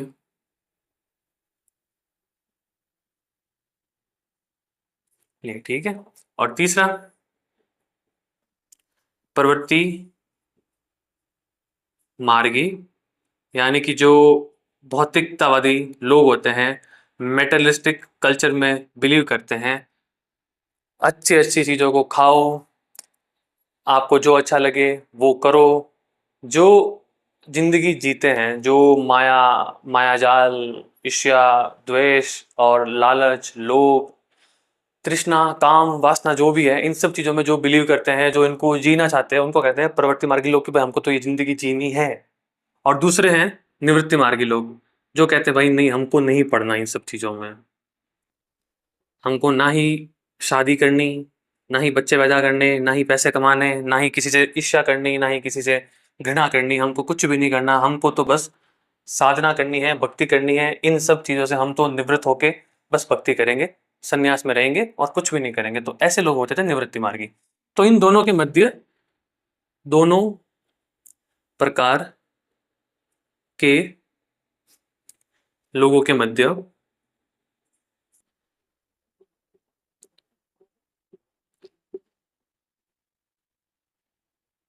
संतुलन स्थापित करना, ये 3 उद्देश्य मुख्य थे, या ये 3 कारण मुख्य थे जिसके कारण आश्रम व्यवस्था अस्तित्व में आती है। कि भाई अगर सब लोग प्रवृत्ति मार्गी हो गए कि हम तो बोलेंगे सबको मजे ही करने जिंदगी में, तो फिर सब मजे करने लग जाएंगे, तो फिर जो रिसोर्सेज है वो तो कम है ना, लिमिटेड है ना, ऐसा भी काम नहीं बनेगा। तो कुछ लोगों का प्रवृत्ति मार्गी होना जरूरी है, मतलब कुछ लोगों का प्रवृत्ति मार्गी होना जरूरी है। अब सारे लोग निवृत्ति मार्गी हो गए कि हमको तो जिंदगी ही नहीं जीनी है, कुछ करना ही नहीं, हम तो बस जाएंगे जंगलों में, सब साधना संन्यास धारण करेंगे। अब सब लोग सन्यासी हो गए, तो फिर आगे कैसे बढ़ेंगी पीढ़ियां? जो व्यापार वाणिज्य है वो कैसे होगा?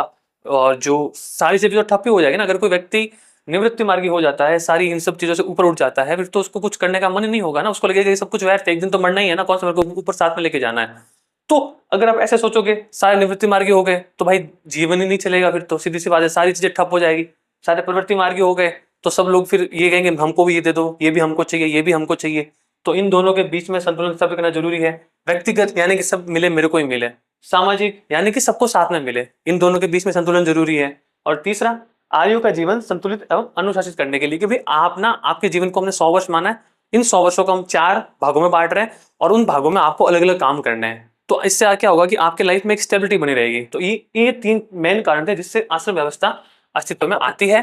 उत्तर वैदिक काल में कॉन्सेप्ट आया था, छोटे लेवल पे लागू थी, लेकिन लागू सूत्र काल में हो जाता है जहां पर ये बड़े पैमाने पर लागू हो जाती है। अब बात करते हैं अपन क्या है, कौन कौन से आश्रम है। तो देखो, पहली चीज,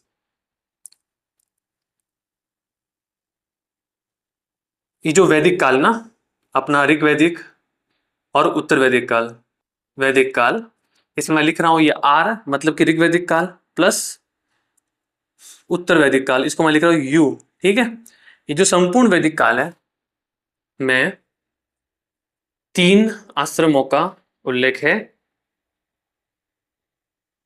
या फिर 3 आश्रम व्यवस्था हम लिख सकते हैं। 3 आश्रम व्यवस्था प्रचलन में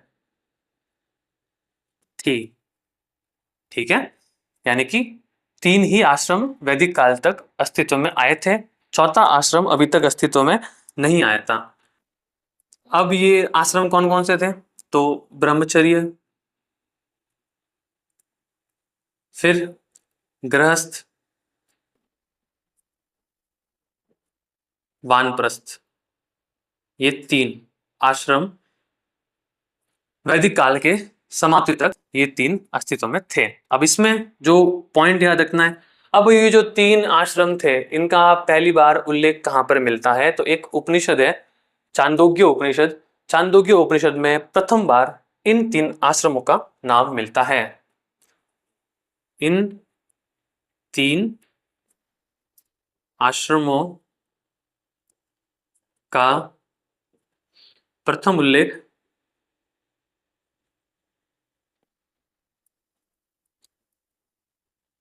छांदोग्य,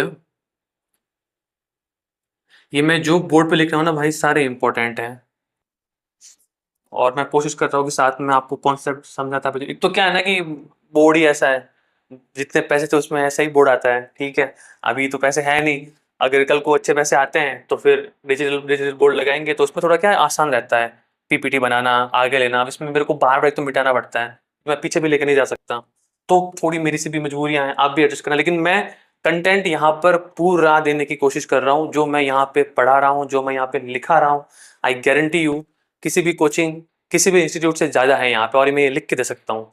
ठीक है, तो इनफ कंटेंट मैं आपको दे रहा हूँ, बस थोड़ा सा मेरी लिमिटेशन है तो मैं खुद एडजस्ट कर रहा हूँ, तो प्लीज आप भी एडजस्ट करना।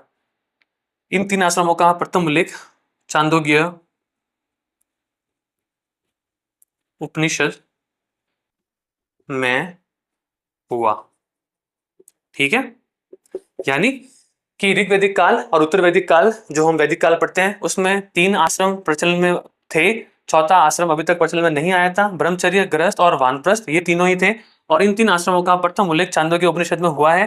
क्योंकि वैदिक काल में सिर्फ ये 3 आश्रम ही प्रचलन में थे, इसलिए इन 3 आश्रमों को वैदिक आश्रम कहा जाता है।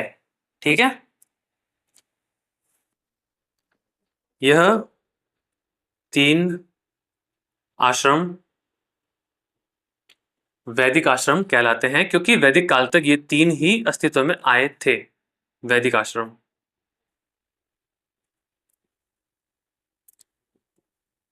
कहलाते हैं।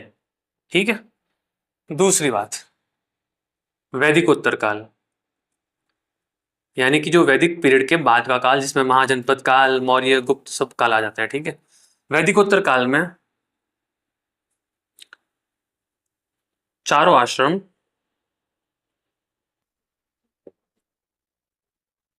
अस्तित्व में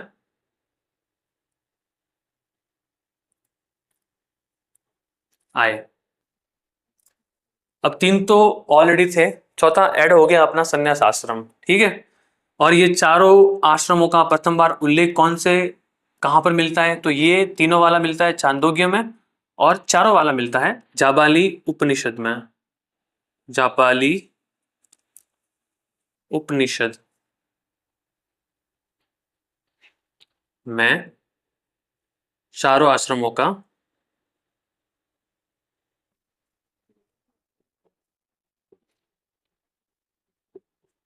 प्रथम बार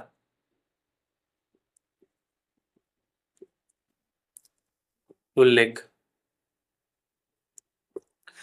अब जो चौथा आश्रम है, यानी कि अपना संन्यास आश्रम, ये वैदिक उत्तर काल में आया, वैदिक काल के बाद में आया, तो इसको हम कहते हैं गैर वैदिक आश्रम। ठीक है, तो ये बात है आप याद रखना कि वैदिक काल में कौन कौन से आश्रम थे, इनका प्रथम उल्लेख कहाँ पर हुआ है, ये कैसे आश्रम कहलाते हैं, फिर वैदिकोत्तर काल में कौन सा ऐड हुआ, प्रथम बार उल्लेख कहाँ पर हुआ, और ये कैसा आश्रम कहलाता है। यानी कि 3 आश्रम वैदिक आश्रम है, लेकिन जो संन्यास आश्रम है और गैर वैदिक आश्रम है, क्यों है ये भी मैंने आपको बता दिया। ठीक है, ठीक है। अब पहला आश्रम ब्रह्मचर्य, 7 से 25 वर्ष। दूसरा आश्रम गृहस्थ। तीसरा सन्यास, सॉरी वानप्रस्थ, यार कहाँ सन्यास भाई, वानप्रस्थ। और चौथा सन्यास। ब्रह्मचर्य 7 से 25 वर्ष, 0 से 25 वर्ष नहीं है ब्रह्मचर्य, ठीक है, 7 से 25 है। 7 साल तक तो उसको थोड़ी अकल आती है लड़के को, तो याद रखना ये 7 से 25 है, 0 से 25 मत करना। गृहस्थ हो गया 25 से 50, वानप्रस्थ हो गया 50 से 75, और 75 से, अब मैं यहाँ पे 100 वर्ष नहीं लिख रहा हूं, मृत्यु तक। 75 का हो गया कोई लड़का या लड़की या जिसको भी संन्यास में जाना है, ठीक है। 75 के होने के बाद में जब तक आपकी मृत्यु नहीं हो जाती है, आप संन्यास आश्रम के ही कहलाओगे। ठीक है, ऐसा नहीं है कि अगर 75 में संन्यास आश्रम में जाता है, 75 यानी कि 75 में, और 80 साल की उम्र में उसकी मृत्यु हो जाती है, तो वो भी संन्यास आश्रम का ही कहलाएगा। और ऐसा नहीं है किसी की आयु 101 साल हो गई तो फिर कि सर 100 साल तो पूरे हो गए, अब क्या 1 साल जो इसका एक्स्ट्रा हुआ है वापस ब्रह्मचर्य में जाएगा क्या? नहीं, जब तक मृत्यु नहीं हो जाती, भले वो 150 साल का ही हो जाए, 75 के बाद में उसको संन्यास आश्रम में ही माना जाएगा। तो ये 4 अपने आश्रम है।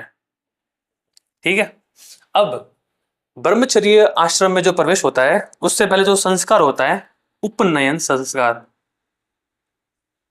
उपनयन संस्कार से प्रारंभ होता है ब्रह्मचर्य आश्रम का प्रारंभ। ठीक है, अब उपनयन संस्कार क्या होता है? उपनयन संस्कार में ऐसा होता है कि जो बालक होता है जो शिक्षा के लिए जाता है, उसको एक उपाधि दी जाती है द्विज की। ठीक है, द्विज। अब इसका मतलब होता है दोबारा जन्म लेना।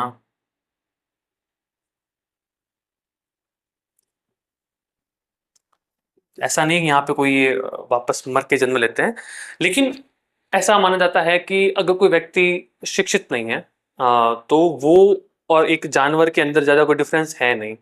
भले ऐसा सत्य ना हो, लेकिन माना जाता है कि एक समाज के विकास में, एक व्यक्ति के उत्कृष्ट जीवन में शिक्षा का बहुत बड़ा योगदान है। तो एक जन्म तो माँ की कोख से होता है, और दूसरा जन्म तब होता है जब वो व्यक्ति शिक्षा प्राप्त करने जाता है, क्योंकि जब वो शिक्षा प्राप्त करेगा तो उसका एक अलग स्वरूप लोगों के सामने आएगा, वो बहुत ज्यादा संयमित हो जाएगा, उसके अंदर विभिन्न गुणों का, अच्छे गुणों का विकास होगा। तो कहते हैं कि जब आप शिक्षा प्राप्त करने जाते हो तो आप द्विज कहलाते हो। द्विज का अर्थ है कि आपका एक और दोबारा जन्म हो रहा है। तो जो ब्रह्मचर्य आश्रम में प्रवेश करते थे, उपनयन संस्कार से आरंभ होता था, और जिसको द्विज कहा जाता था, और इसमें 3 वर्ण थे, ब्राह्मण, क्षत्रिय एवं वैश्य। शूद्र वर्ण को अनुमति नहीं थी ब्रह्मचर्य आश्रम की, और ना महिलाओं को अनुमति थी। अब इनकी जो आयु है वो मानी गई 8 वर्ष, इनकी मानी गई 10 वर्ष, और इनकी मानी गई 12 वर्ष। यानी ब्राह्मण जो लड़का है जब वो 8 साल का होगा तो उसका ब्रह्मचर्य जीवन आरंभ हो जाएगा, उसका उपनयन संस्कार कर दिया जाएगा। क्षत्रिय बालक जब 10 वर्ष का होगा और वैश्य बालक जब 12 वर्ष का होगा तब वह ब्रह्मचर्य आश्रम में प्रवेश करेगा, उपनयन संस्कार होगा और यहाँ से द्विज की उपाधि लेगा। तो इसमें देखो 3 चीजें क्लियर हो रही है। पहला कि द्विज में कौन कौन से वर्ण सम्मिलित है, तो ब्राह्मण, क्षत्रिय, वैश्य। ब्राह्मण जो वर्ण है उसकी उम्र क्या है उपनयन संस्कार की, तो 8 वर्ष, क्षत्रिय की 10 वर्ष, वैश्य की 12 वर्ष। उपनयन संस्कार मतलब विद्या प्रारंभ करने की उम्र। और ब्रह्मचर्य आश्रम में शुरुआत किस संस्कार से होती है, तो उपनयन संस्कार से होती है। अब अंत होता है इसका समावर्तन संस्कार से। ठीक है, अब देखते हैं गृहस्थ आश्रम। अब इसमें उपनयन संस्कार से प्रारंभ हुआ और इसका अंत होगा समावर्तन संस्कार से। समावर्तन से अंत होगा मतलब गृहस्थ का आरंभ भी समावर्तन से ही होगा, जहां से एंड वहां से शुरुआत। तो यहां पे मैं लिख सकता हूं ना कि समावर्तन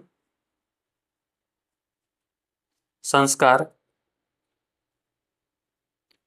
से प्रारंभ। अब यहाँ पे ये द्विज कहलाता था।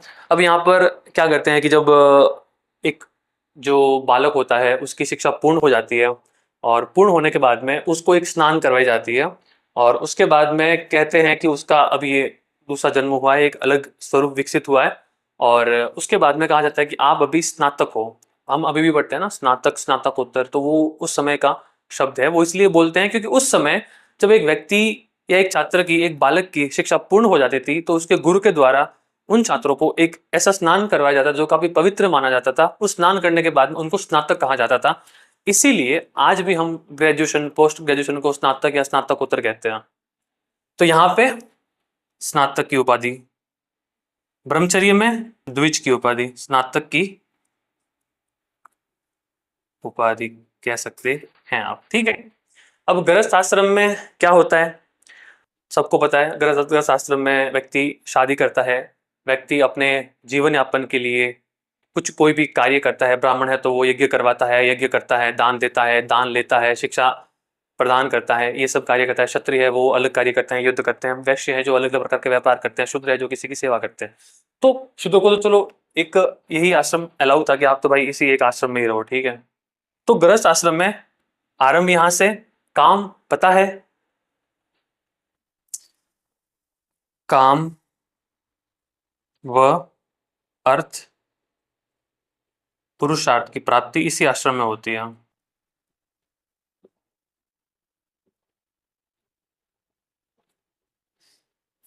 ठीक है, और एक और बात, थोड़ा नीचे लिखना था ना, यहाँ पे लिख रहा हूं मैं। ठीक है, शूद्र व महिलाओं को इसी आश्रम की अनुमति थी। यानी कि जो शूद्र हैं और जो महिलाएं हैं वो सिर्फ और सिर्फ गृहस्थ आश्रम में ही रहेगी।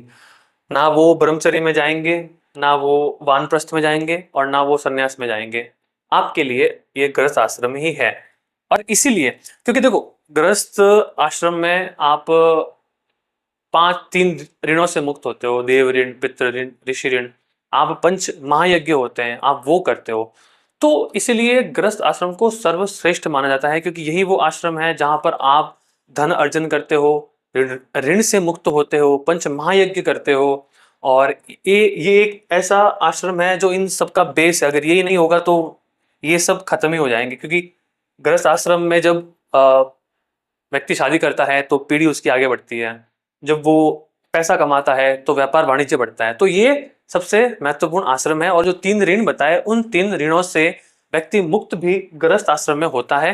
पंच महायज्ञ भी इसी आश्रम में होते हैं। इसलिए इसलिए आश्रम व्यवस्था में सर्वश्रेष्ठ आश्रम गृहस्थ आश्रम को माना जाता है। ठीक है, ये भी मैं यहाँ पर ही लिख रहा हूं, आश्रमों में सबसे सर्वश्रेष्ठ सुपीरियर आश्रम।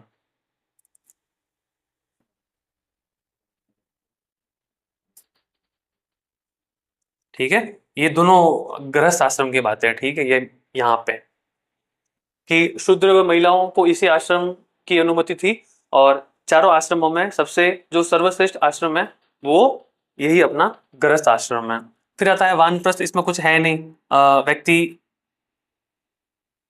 वन की ओर प्रस्थान करता है।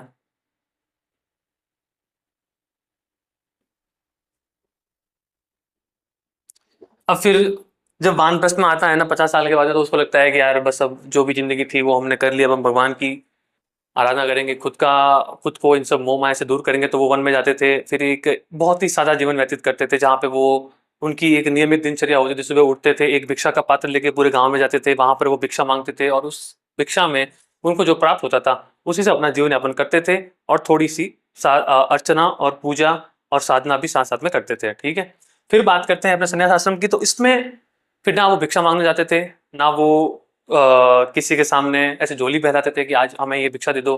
वो फिर जंगल और वन में ही रहते थे। वो फिर उसी वन में और जंगल में जो उनको कुछ भी खाने के लिए मिलता था उसी से जीवन यापन करते थे, और वहीं पर रहकर अपनी पूरी की पूरी समर्पण के साथ में भक्ति करते थे, भगवान की साधना करते थे। तो उसको कहते थे संन्यास आश्रम। ठीक है, या फिर अपने को मृत्यु के लिए तैयार करते थे। तो यहाँ पे व्यक्ति क्या करता था, व्यक्ति स्वयं को मृत्यु के लिए तैयार करता था। ठीक है, तो आश्रम व्यवस्था अवधारणा उत्तर वैदिक काल में, लागूकरण सूत्र काल में अस्तित्व में क्यों आए, इसके 3 कारण देख लिए। वैदिक काल में 3 आश्रम व्यवस्था प्रचलन में थी, इनका उल्लेख कहाँ पर हुआ ये देख लिया, वैदिक आश्रम कहलाते हैं। फिर वैदिक उत्तर काल में कौन सा आश्रम आया, चारों आश्रमों का उल्लेख कहाँ पर हुआ है, गैर वैदिक आश्रम क्या क्या है, 4 आश्रम इनकी अवधि क्या है, कौन से संस्कार से प्रारंभ होता है, ये कौन से संस्कार से प्रारंभ होता है, यहाँ पे द्विज क्या है, इनकी उम्र क्या है, स्नातक की उपाधि क्या होती है, फिर वानप्रस्थ क्या है, फिर संन्यास क्या है। इन सब आश्रमों में सबसे सर्वश्रेष्ठ आश्रम कौन सा है, और किस आश्रम में शूद्र महिलाओं को अनुमति है, तो केवल गृहस्थ आश्रम में ही है। एक बार देख लेता हूँ कोई फैक्ट मिस तो नहीं हुआ मेरे से। जाबाली उपनिषद, छांदोग्य उपनिषद।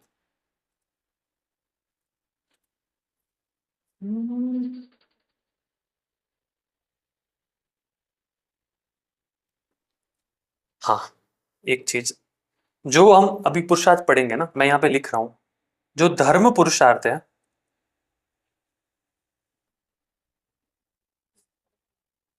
और जो अर्थ और काम पुरुषार्थ है, और फिर बाद में जो मोक्ष है, तो धर्म पुरुषार्थ के लिए 2 आश्रम है, ब्रह्मचर्य और वानप्रस्थ। कि आपको धर्म पुरुषार्थ की प्राप्ति जो होती है वो आपको ब्रह्मचर्य आश्रम में होती है और वानप्रस्थ आश्रम में होती है। फिर बात आती है अर्थ और काम की, तो इन दोनों पुरुषार्थ की प्राप्ति होती है गृहस्थ आश्रम। तो देखा, गृहस्थ में 2 पुरुषार्थ की प्राप्ति होती है, 3 ऋणों से मुक्त होते हो, आप पंच महायज्ञ करते हो, देव यज्ञ, ऋषि यज्ञ, देव यज्ञ, पितृयज्ञ, भूत यज्ञ, नर यज्ञ, और एक और यज्ञ है, और 3 ऋण, देव ऋण, ऋषि ऋण, पितृ ऋण। तो आप 2 पुरुषार्थों से मुक्त हो रहे हो, आप 3 ऋणों से मुक्त हो रहे हो, सॉरी 2 पुरुषार्थों की प्राप्ति आपको गृहस्थ आश्रम में हो रही है, 3 ऋणों से मुक्ति मिल रही है, और साथ ही साथ में पंच महायज्ञ भी आप कर रहे हो। तो इसीलिए गृहस्थ आश्रमों में, मतलब गृहस्थ आश्रम को सभी आश्रमों में सबसे सर्वश्रेष्ठ आश्रम माना गया है। और मोक्ष की प्राप्ति संन्यास मान सकते हो आप, जब आप इन 3 आश्रमों का अच्छे से पालन करोगे तभी आपको मोक्ष मिलेगा, तीनों आश्रमों का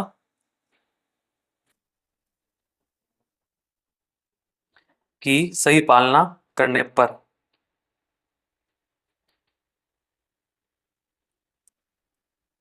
ठीक है, तो आप देख लो, ये अपना आश्रम व्यवस्था भी हो गई। तो वर्ण और आश्रम ये दोनों हमने पढ़ लिए। अभी हम पढ़ेंगे पुरुषार्थ और ऋण। छोटे से ही कॉन्सेप्ट है, ज्यादा बड़े नहीं है। कर लेते हैं अपन, है ना। एक बार देख लो आप, ठीक है। अब मैं मिटा रहा हूं।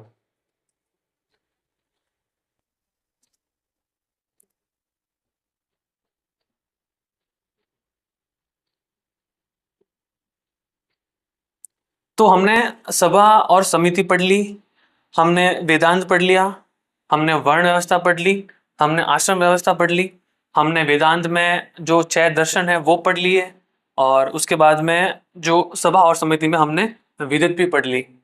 तो हमारी 4 शब्दावलियां प्राचीन भारत की कंप्लीट हो चुकी है। अब बात करते हैं हम ऐसे, क्योंकि अगर वर्ण आश्रम को हम साथ में माने तो 3 मानते हैं, तो इसको लगाते हैं चौथी, पुरुषार्थ। अब ये सब बातें कि कौन से आश्रम में कौन सा पुरुषार्थ प्राप्त होता है ये हमने लिख लिया यहाँ पे, सिर्फ ज्यादा डीप में जाने की जरूरत नहीं है। पहली बात तो पुरुषार्थ कितने होते हैं, संख्या कितनी है इनकी, तो 4 है, संख्या 4। पहला कौन सा है, धर्म। इसमें क्या करता है व्यक्ति, धर्म के अनुसार जीवन यापन। अब धर्म क्या है, तो देखो हर एक धर्म अलग अलग है, तो आप कोई भी धर्म के अनुसार जीवन यापन जब करते हो और अपनी जिंदगी को चलाते हो तो वो धर्म माना जाता है। धर्म जो है ये बना है संस्कृत की ध्र धातु से, ये ध्र धातु से बना है, जिसका अर्थ होता है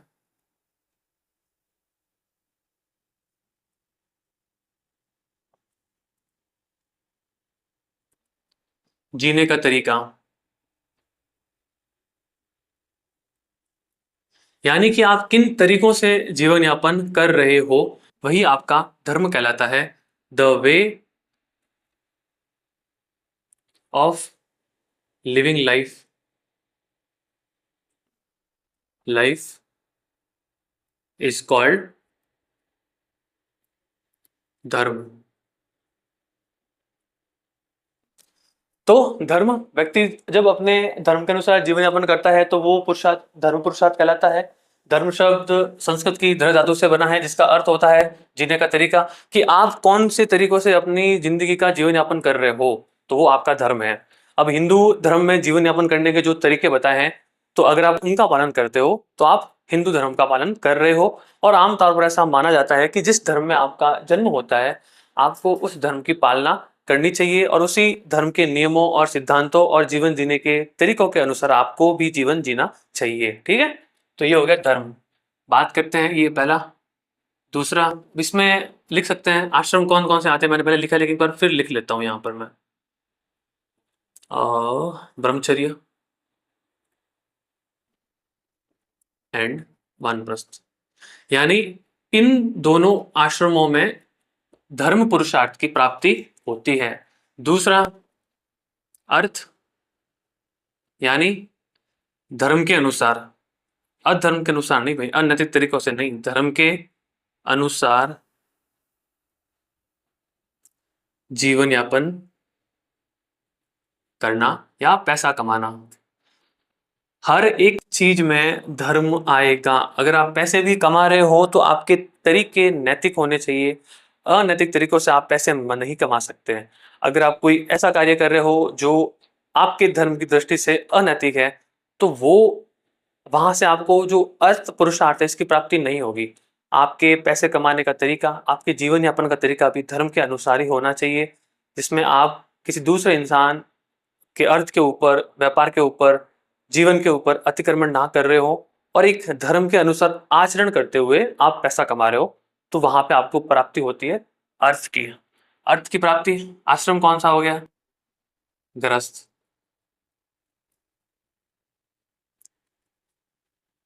तीसरा जो पुरुषार्थ है, काम। अब इसका क्या काम है, पीढ़ी को आगे बढ़ाना, ठीक है, वंश को आगे बढ़ाना।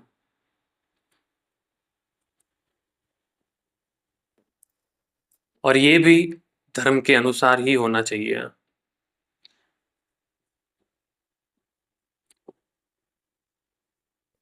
यानी वंश की जो आगे बढ़ेगा ना, वो आपकी पत्नी से ही आगे बढ़ना चाहिए, किसी और की नहीं। और अंतिम है अपना, ये भी आश्रम कौन सा हो गया? गृहस्थ, क्योंकि हमने पढ़ा था अर्थ और काम दोनों जो पुरुषार्थ है उसकी प्राप्ति, या उसको हम पूर्ण रूप से गृहस्थ आश्रम में अच्छे से जीते हैं, प्राप्त करते हैं। अंतिम हो गया अपना मोक्ष। तो ये कब प्राप्त होगा? जब आप इन तीनों पुरुषार्थ को फॉलो करोगे। उपयुक्त तीनों पुरुषार्थों की सही पालना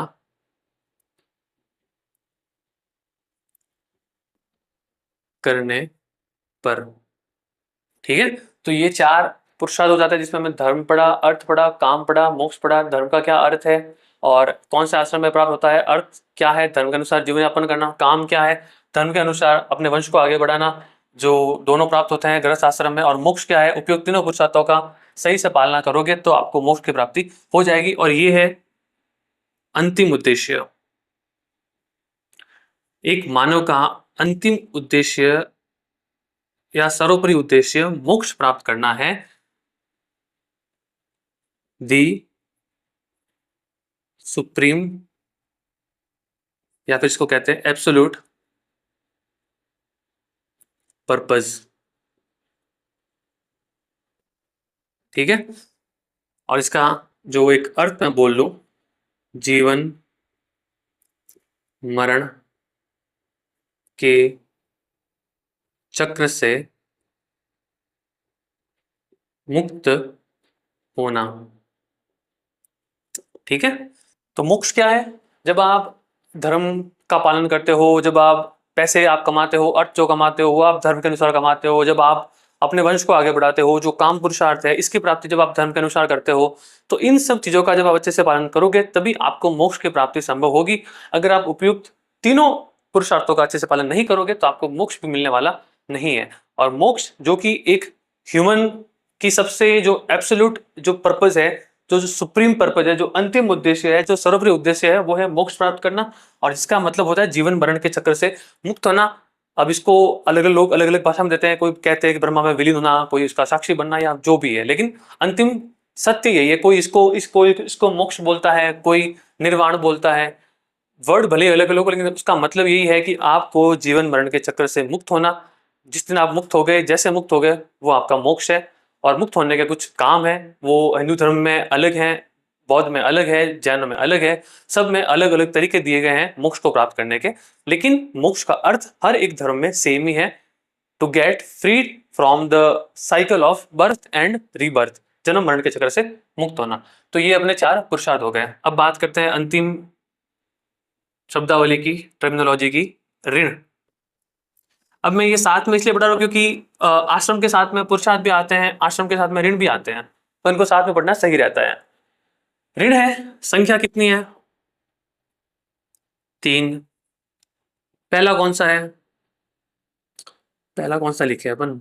देव ऋण। दूसरा पितृ ऋण।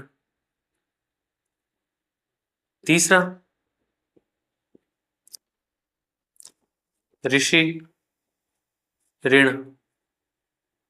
ठीक है, अब देव ऋण क्या होता है कि ऐसा माना जाता है कि आप जो पैदा हुए हो किसी ना किसी देवीय कृपा से पैदा हुए हो। बोलते हैं ना कि हमारे बेटे का जन्म तो उनकी कृपा से हुआ है, उनकी कृपा से हुआ है, उनकी कृपा से हुआ है। तो माना जाता है कि किसी भी व्यक्ति का जन्म इस दुनिया में किसी ना किसी देवता की कृपा से होता है।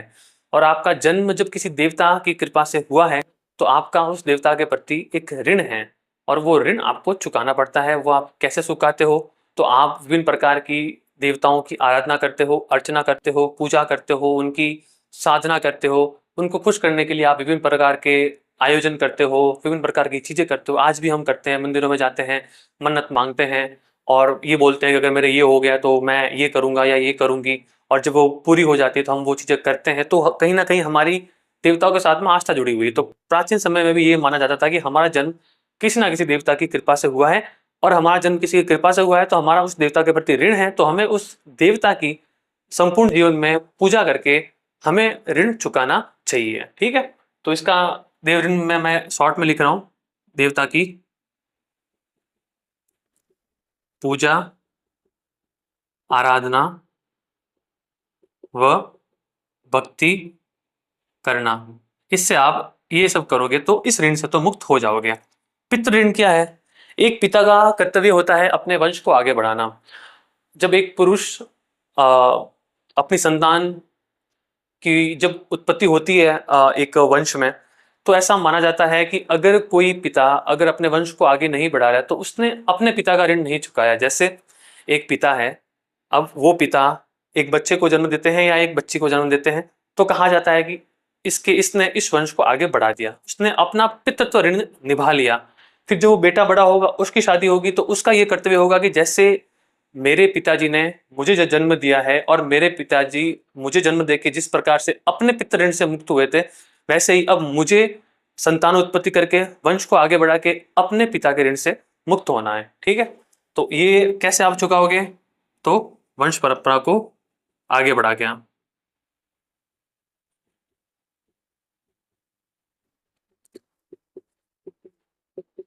फिर आता है ऋषि ऋण। आप शिक्षा प्राप्त करते हो, शिक्षा प्राप्त एक ऋषि के पास में करते हो, और जब वो ऋषि आपको शिक्षा प्रदान कर रहे हैं तो ये भी अपने आप में ऋण ही है, तो इसको भी आपको चुकाना पड़ेगा। अब ये व्यक्ति कैसे चुकाता है?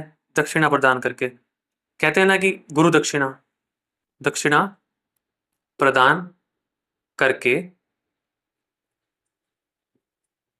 चुकाया जाता है, या फिर इससे पूर्ण हुआ जाता है।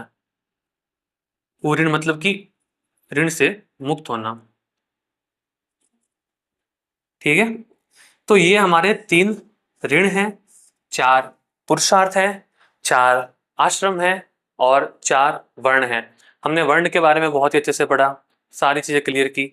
हमने आश्रम के बारे में भी बहुत अच्छे से पढ़ा, तो हमने वर्णाश्रम कॉन्सेप्ट को बहुत ही अच्छे से क्लियर किया है। फिर हमने पुरुषार्थ के बारे में भी अच्छे से पढ़ लिया कि 4 कौन से हैं, कहाँ पर है, क्या है, सब कुछ। और ऋण, इनको ज़्यादा डीप में पढ़ने की जरूरत नहीं है, आपको ये याद रखना कि 3 प्रकार के हैं, किसका क्या कॉन्सेप्ट है, ये क्यों है, बस बात खत्म हो गई।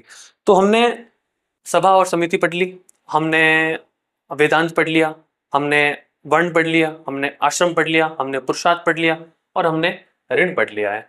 तो हमारी जो अगली कक्षा होगी उसमें हम और जो प्राचीन काल की जो शब्दावलियां जो बाकी रही उस पर बात करेंगे। एक लास्ट बात, इसमें कहीं पर भी ना मात्र ऋण नहीं है।